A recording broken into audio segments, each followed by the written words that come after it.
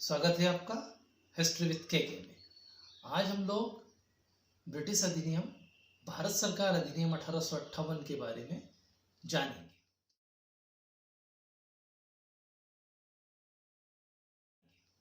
आप सभी जानते हैं 1857 में क्रांति हुई भयंकर, और उस क्रांति का तात्कालिक परिणाम यह हुआ कि भारत से ईस्ट इंडिया कंपनी का शासन समाप्त कर दिया गया और भारत में का शासन इंग्लैंड की संसद ने अपने हाथों में ले लिया और एक एक्ट पारित हुआ जिसे भारत सरकार अधिनियम गवर्नमेंट ऑफ इंडिया एक्ट 1858 कहा जाता है। इसके लिए इलाहाबाद में एक दरबार लगाया गया और वहाँ पर घोषणा पत्र को पढ़ करके भी सुनाया गया। तो आखिर इस 1858 के अधिनियम की जरूरत क्या पड़ी, आइए हम इसके पहले कारणों को जानते हैं। 1884 के एक्ट की कमियां। 1884 में आप जानते हैं पीट्स इंडिया एक्ट आया था और इस पीट्स इंडिया एक्ट में बहुत सारी कमियां थी, तो इन कमियों को दूर करने के लिए एक नए एक्ट की ज़रूरत थी, इसलिए भारत सरकार अधिनियम लाया गया। दूसरा कारण है 1857 की क्रांति की प्रतिक्रिया। 1857 में अंग्रेजों के खिलाफ एक भयंकर क्रांति हुई। इस क्रांति में के कारण अब इंग्लैंड की संसद को यह महसूस हुआ कि ईस्ट इंडिया कंपनी का शासन अब भारत में असफल हो चुका है, इसलिए वो शासन अपने हाथ में ले लिया जाए। कंपनी की राजनीतिक महत्वाकांक्षा भी इसका एक कारण था। अब धीरे धीरे कंपनी की राजनीतिक महत्वाकांक्षा बढ़ने लगी थी। वो अपने व्यापारिक कंपनी ना होकर के अब वो एक राजनीतिक कंपनी बन गई थी, इसलिए भी ब्रिटिश गवर्नमेंट और ब्रिटिश संसद द्वारा उसमें हस्तक्षेप करना जरूरी हो गया था। कंपनी कर्मचारियों के भ्रष्टाचार पर रोक। यहाँ पर कंपनी की हालत खराब हो रही थी, आर्थिक स्थिति खराब थी और कंपनी के कर्मचारी लगातार धनवान होकर के इंग्लैंड जा रहे थे और वहाँ संसद के चुनाव लड़ रहे थे। तो कंपनी के कर्मचारियों के ऊपर भ्रष्टाचार पर रोक लगाने के लिए संसद ने ये फैसला किया कि कंपनी का शासन अपने हाथों में ले लिया जाए। शासन अपने हाथ में लेने की इच्छा बहुत दिनों से ब्रिटिश संसद ईस्ट इंडिया कंपनी का जो शासन था उसको अपने हाथ में लेने के लिए लालयित थी और इस समय उनको 1857 की क्रांति के बाद ये मौका मिल भी गया। इंग्लैंड में जनता और विपक्षी दलों की मांग।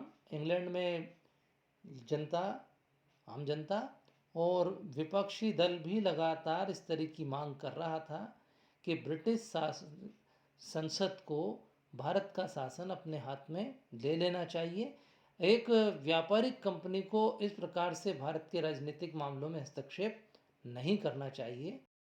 तो इन कारणों से इंग्लैंड में जो मांग बढ़ रही थी उसके कारण फरवरी 1858 में लॉर्ड पामस्टन ने इंग्लैंड की जो संसद थी उसमें एक विधेयक पारित किया और इसमें कंपनी का अंत कर भारतीय शासन क्राउन को हस्तांतरित करने की बात कही गई। लेकिन जे.एस. मिल एक व्यक्ति थे, उन्होंने इसका जबरदस्त विरोध किया और इसके विरोध के कारण ये विधेयक पारित नहीं हो सका। मांग लगातार जारी रही।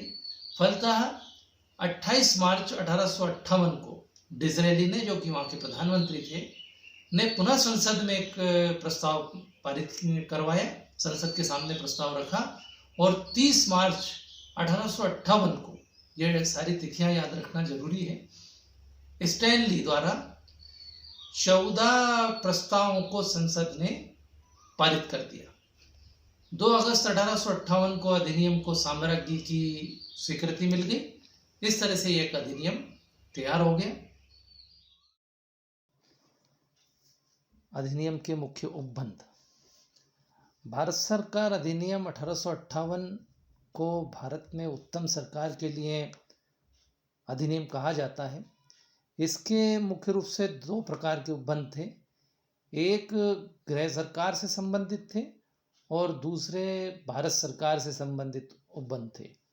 आइए हम पहले गृह सरकार से संबंधित उपबंधों को देखते हैं। नंबर पहला, भारत से ईस्ट इंडिया कंपनी का शासन समाप्त कर दिया गया। अब भारत का प्रशासन साम्राज्ञी द्वारा और उसके नाम से होने लगा। भारत में कर वसूलने तथा प्रांतों एवं रियासतों पर प्रभुसत्ता अधिकार क्राउन में निहित कर दिया गया। भारत सचिव यानी कि secretary of state for India की नियुक्ति की गई, जो ब्रिटिश मंत्रिमंडल का एक प्रमुख सदस्य होता था। संचालक मंडल, नियंत्रण मंडल एवं गुप्त समितियों को समाप्त कर दिया गया। भारत सचिव की सहायता के लिए एक 15 सदस्यीय भारतीय परिषद की स्थापना की गई। इसमें 8 सदस्य सम्राट द्वारा और 7 सदस्य भूतपूर्व संचालकों द्वारा नियुक्त होते थे। इनमें 9 सदस्य वे होते थे जिन्हें भारत में नौकरी करने का 10 वर्ष का अनुभव हो तथा भारत छोड़े 10 वर्ष से अधिक न हुए हो। संचालकों को केवल एक ही बार 7 सदस्यों को नियुक्त करने का अधिकार था, दोबारा नहीं कर सकते थे। परिषद सदस्य अपने अच्छे आचरण तक ही अपने पद पर बने रह सकते थे। परिषद की बैठक सप्ताह में 2 बार करने की व्यवस्था की गई और इसमें जो कोरम था वो न्यूनतम 5 सदस्यों का तय किया गया। 5 सदस्य होना आवश्यक होंगे। समस्त आदेश, आज्ञाएं, पत्र व्यवहार आदि भारत सचिव के नाम से एवं पद मुद्रा से ही जारी होगा, ये व्यवस्था की गई। परिषद के निर्णय बहुमत से निश्चित होते थे, किंतु भारत सचिव उचित कारण होने पर परिषद के निर्णय की अवहेलना भी कर सकता था। भारत सचिव जो होता था वो परिषद की बैठकों की अध्यक्षता करता था। वह परिषद का कार्य सुचारू रूप से चलाने के लिए समितियां गठित कर सकता था और विभागों में भी उसे बांट सकता था। भारत सचिव ब्रिटिश संसद में वार्षिक रिपोर्ट प्रस्तुत करता था। भारत सचिव को एक कॉरपोरेट बॉडी यानी कि निगम निकाय घोषित किया गया, जो भारत और इंग्लैंड में मुकदमा चलाने का अधिकार रखता था। दूसरा था इसमें, ये तो हो गई गृह सरकार से संबंधित उपबंध। अब दूसरे थे भारत सरकार से संबंधित उपबंध। भारत के गवर्नर जनरल और प्रेसिडेंसियों के गवर्नर की नियुक्ति भारत सचिव और उसकी परिषद के परामर्श से सम्राट करते थे।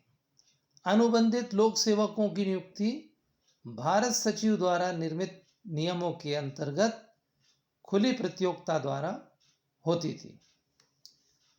कंपनी की सैनिक सेवाओं को क्राउन की सेवा में बदल दिया गया और उनकी सेवा शर्तों में परिवर्तन लाने का अधिकार क्राउन को दे दिया गया। अधिनियम में यह कहा गया कि बाहरी आक्रमणों को छोड़कर भारतीय राजस्व का भारतीय सीमाओं के बाहर संसद की अनुमति के बिना सैनिक कार्रवाइयों पर खर्च नहीं किया जाएगा। कंपनी द्वारा दी गई संधियों का क्राउन आदर करेगा। साम्राज्ञी की एक घोषणा द्वारा भारत सरकार को क्राउन द्वारा हस्तगत करने के संबंध में देशी नरेशों और भारतीय जनता की घोषणा भी की जाएगी, ऐसा इसमें कहा गया। अधिनियम का मूल्यांकन। 1858 का भारत सरकार अधिनियम उत्तम सरकार का अधिनियम कहा जाता है। इसके जो प्रमुख इसका अगर हम देखें बातें, इसका मूल्यांकन यदि देखें तो इससे एक तो लंबे समय से चला आ रहा कंपनी का शासन समाप्त हो गया और अब कंपनी का शासन ब्रिटिश क्राउन के हाथों में आ गया। दूसरा, इसमें लंबे समय से चला आ रहा द्वैत शासन समाप्त हो गया। इससे गृह सरकार के ढांचे में भी ऐतिहासिक परिवर्तन आया। इस अधिनियम ने देशी रियासतों और विदेशी शासकों के बीच स्वस्थ संबंध स्थापित किया। इस एक्ट के द्वारा शक्ति भारत मंत्री के हाथों में आने से अब संसद संतुष्ट हो गई। लेकिन इतना होते हुए भी ऊपर से देखने में ये क्रांतिकारी परिवर्तन प्रतीत होता था, परंतु वास्तव में स्थिति बड़ी भिन्न थी। इस अधिनियम का आम भारतीयों के लिए कोई राजनीतिक महत्व नहीं था, क्योंकि इससे उन्हें कोई राजनीतिक अधिकार प्राप्त नहीं हुआ और उनकी उमड़ती हुई राष्ट्रीय जागृति को भी इसमें कोई स्थान नहीं दिया गया। अतः भारतीयों का असंतोष तो पूर्व की तरह यथावत रहा।